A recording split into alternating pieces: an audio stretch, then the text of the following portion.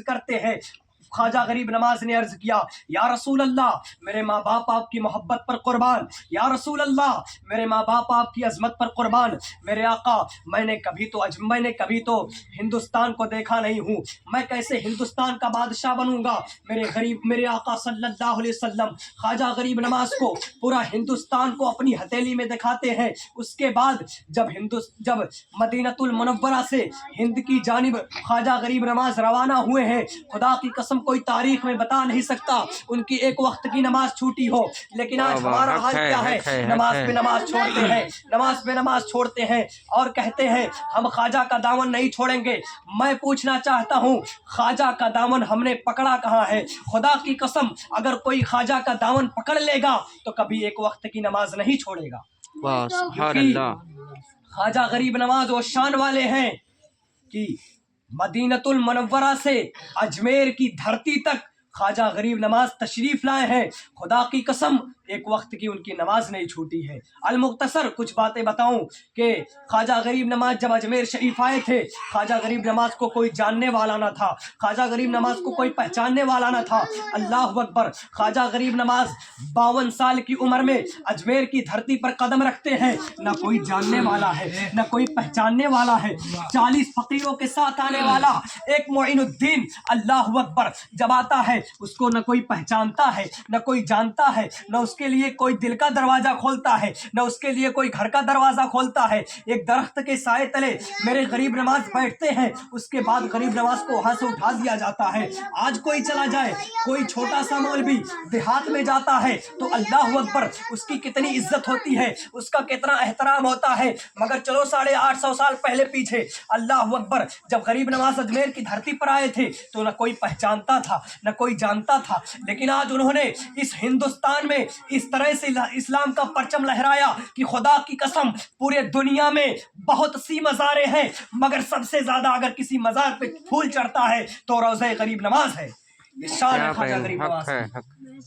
سبحان اللہ۔ سب سے زیادہ پھول چڑھنے والی مزار میرے آقا غریب نواز رضی اللہ تعالیٰ عنہ کی ہے۔ یہ شان ہے غریب نواز کی۔ کیوں؟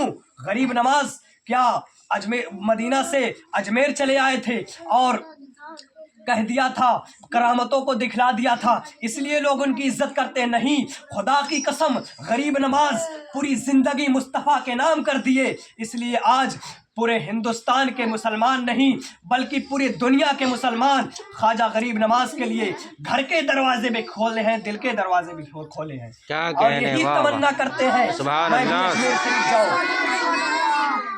ہر رجب کے چاند بہت سے ہندوستان میں بہت سے ولیوں کا عرس ہوتا ہے، لیکن خدا کی قسم ہر عرس میں پوسٹر چھپائے جاتے ہیں، ہر اس عرس میں بینر لگوائے جاتے ہیں، لیکن سلام ہے غریب نواز کی چوکھٹ کو، سلام ہے غریب نواز کی عظمت کو۔ جیسے ہی رجب کا چاند نظر آتا ہے ہندوستان کے ہر چپے چپے سے لوگ اجمیر کی جانب چلتے چلے جا رہے ہیں۔ اگر پوچھے ان سے پوچھو کہاں جاتے ہو تو کہتے ہیں، یہ نہیں کہتے ہم عرس میں جا رہے ہیں بلکہ یہی کہتے ہیں ہم کو خواجہ صاحب نے بلایا ہے۔ اللہ اکبر! کیا شان ہے پورے ہندوستان والوں کو میرے غریب نواز نے بلایا ہے، یہی شان ہے خواجہ غریب نواز کی۔ اللہ اکبر! میرے غریب نواز رضی اللہ تعالیٰ عنہ کی شان تو یہ ہے کہ جب عرس آتا ہے لوگ اجمیر کی طرف قدم رکھتے ہیں، کوئی ان سے پوچھے، جو قدم رکھتے ان سے پوچھے کہاں جا رہے ہو، کہتے ہیں خواجہ صاحب نے بلایا ہے۔ یہ نہیں کہتے ہیں کیونکہ ارادے لاکھ بنتے ہیں مگر پھر ٹوٹ جاتے ہیں، وہی اجمیر جاتے ہیں جنہیں میرے خواجہ بلاتے ہیں۔ یہ شان ہے غریب نواز کی۔ یہاں تقریر بولنے کے لیے زیادہ دیر تک کوئی گفتگو نہیں، کیونکہ عرس غریب نواز ہے، اصال ثواب کے لیے ہم لوگ یہاں پر حاضر ہوئے۔ اللہ تعالیٰ کی بارگاہ میں دعا ہے مولا تعالیٰ ہم سب کو صراط مستقیم پر چلنے کی توفیق عطا فرمائے۔